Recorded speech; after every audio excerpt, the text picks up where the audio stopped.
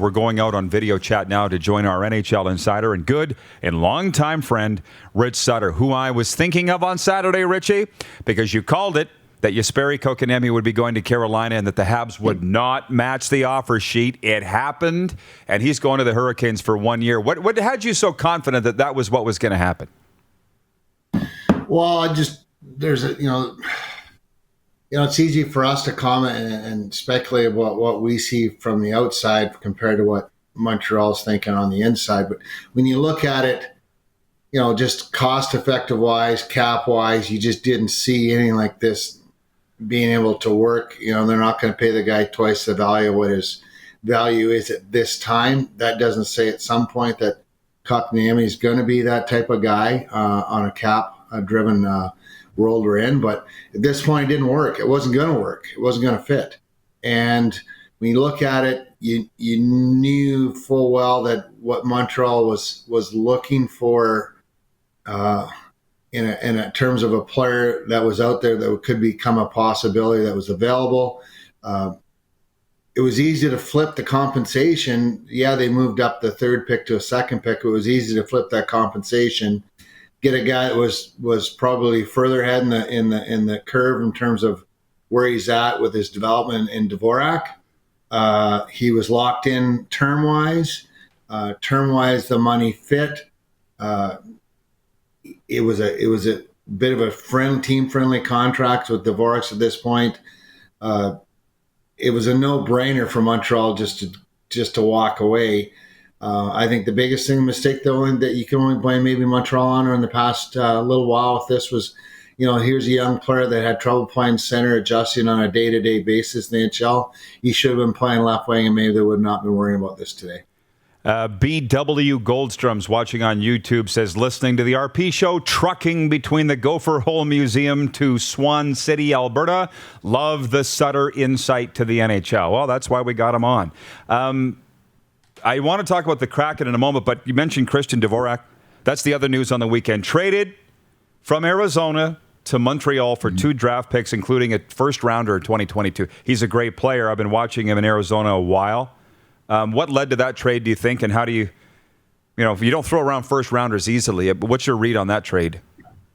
Well, the only thing that kind of surprises me a little bit, and it's, I'm a hockey fan also. I'm employed by a National Hockey League team that treat me very well and I love working for. But I'm also a real fan of the game and pay attention to what's going on out there. And to me, if I was an Arizona Coyotes fan, I'd be a little bit alarmed that, yes, we're stockpiling all these picks, and we got all these picks coming, and yes, the draft's going to be strong in the next couple of years, but what are we going to do in the meantime? When the trade when it went down, I mean, I knew the day before it was happening that the deal was basically in order and was done with Arizona for Christian Dvorak. I immediately went to their depth charts and started going through their system and going like, okay, so yeah, you got 4 or 5 other guys that can play center, but for me personally, outside of Clayton Keller, what have you got coming back down the middle? That's, you've got a bunch of fourth line centermen, in my opinion, and what are you going to do with your middle 6 forward group to help get you through for the next 2-3 years? That's going to be enormous, and trying to, help implement it. Let's get this building built. Let's keep the fans attracted to our hockey club. I just go through their depth chart now, and I'm going, holy smokes! Look, they're good people in Arizona. They're smart people. I hope they've got some ideas and some plans moving forward to help keep this in place till they can get this building hopefully done and get these draft picks available to become good players. So they've got the work cut out. They know it, but they're a good group of people. I'm sure they'll figure it out. That part's true for sure. And 2 things with what you say there. In my mind, I'm thinking poor Andre Tourigny, rookie head coach of the Coyotes, first NHL job, and he's saddled with that. And 2, the city of Glendale, when the old Coyotes owners were saying, it's not a hockey town, the city of Glendale saying, why don't you try winning? Let's see how that works, instead of blaming the people of Arizona. Anyways, I'm just going to move on if you're okay with that. Yep. From James and Henderson, James in Borden, Manitoba says Licorice Legs is not worth $6.1 million. He's talking about Kotkaniemi, of course. And there's a media guy in Montreal that refers to him as Licorice Legs. Rich, I'll tell you when I see you next who it was.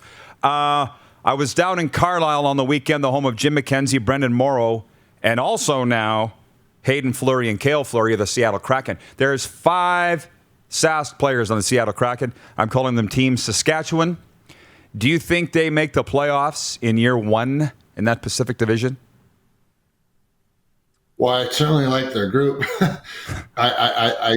They're starting. The backbone of your team has got to be your goaltending and your defense, especially in an expansion club. I would take that group on the back end. I would take that tandem in goaltending. The only thing concerning with goaltending is probably depth if someone was to get hurt.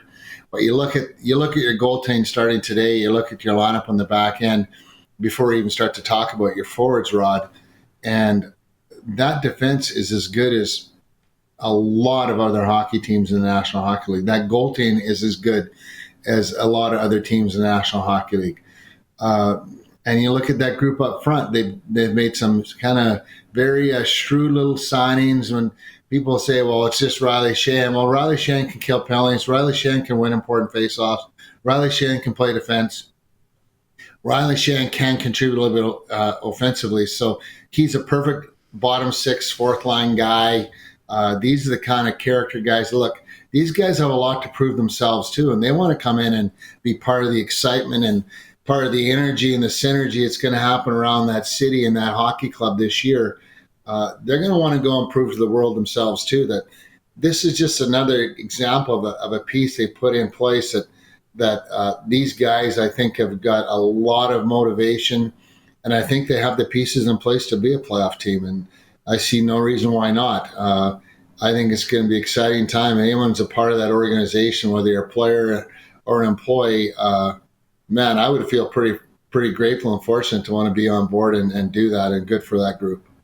I think it's the number one story in the NHL this year is the Seattle Kraken. I think every single game of theirs is going to be exciting. And like you say, Grubauer in goal, great place to start. From Chewbacca, watching on YouTube, says, move the Coyotes and give the Jets their history back. From Trent, he's watching in Norway. He says, the Bombers spanked the Riders and sent a message, we're not going away.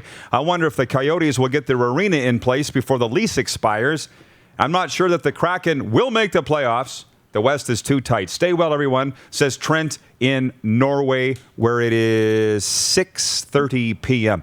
My cousin Christine is watching in Medicine Hat, and she says, Richie, sending love from Medicine Hat. Do you know my cousin Medicine Hat? Do you know Christine in Medicine Hat? I don't know if I do. Oh, well, she feels like she knows you, Richie. Yes. And by the way, the Regina Pats are in training camp. God's team. Connor Bedard had 3 goals in a 4-3 blue and red game the other day. The actual official inter-squad game is tonight. What can you tell the fans of the team about Zach Stringer, who they got from Lethbridge to help complement the Wonder Boy, the 16-year-old of the Regina Pats, and what you see from this team? Well, I don't think Zach Stringer is going to compliment Connor Bedard. I don't think anyone's going to compliment Connor Bedard, quite frankly. He is a young man that is determined, is in a class of his own. Look, I watched him at the World 20 and the World 19 under 18 camps in Calgary in August. If I was an NHL general manager, an NHL scout, if I was drafting today, Connor Bedard would be my number 1 pick. I just felt that, I don't know what it was, but I see a lot of good things in Shane Wright. But I think Shane Wright's got to learn to play a lot different game than he's playing right now in terms of pace, in terms of determination. I saw 2 players that played at 2 different age groups. But I saw a kid in Bedard that was just so determined, so dynamic, was doing things at another level that you're going like, hey, how is that possible for a kid this age? There was just more to his game. He's the kind of drawing card that people buy tickets to go watch. He's the kind of guy that he does something that, how did he do that? Where did he find the time and space to make that happen? He's the guy that has the ability to extend plays and create things out of nothing. And look, Regina, you've got a special player here in the Western Hockey League, not just your city, but other cities around the league.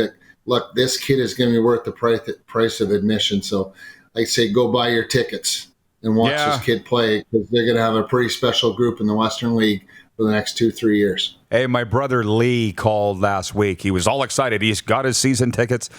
I got mine. He said there's not that many left. So, yeah, everybody is getting them more. But by the way, do you not think, two things, Rich, that Connor should have been in the older group, the under-20s at that camp in Calgary, rather than the under-18s, A? And B, do you think he will play in the under-20 tournament in Red Deer this Christmas? I felt he should have been in the older group.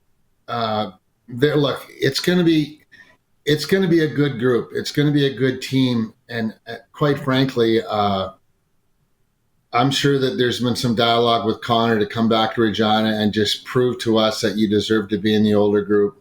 Prove to us that you're going to be in the older group when the time counts. I don't know how you keep this guy off the hockey club, to tell you the truth. I just think he does too many good things, and he doesn't have to play center to play in this group. He can play wing. And there was a lot of good centermen in the older group that are going to have to play wing anyway. So I just don't know how you keep Connor off of it or out of it. I think he'll help determine that in the first 25, 30 games himself. And I won't be surprised if he does, quite frankly. And I'm gonna blow someone's horn here too, Rod.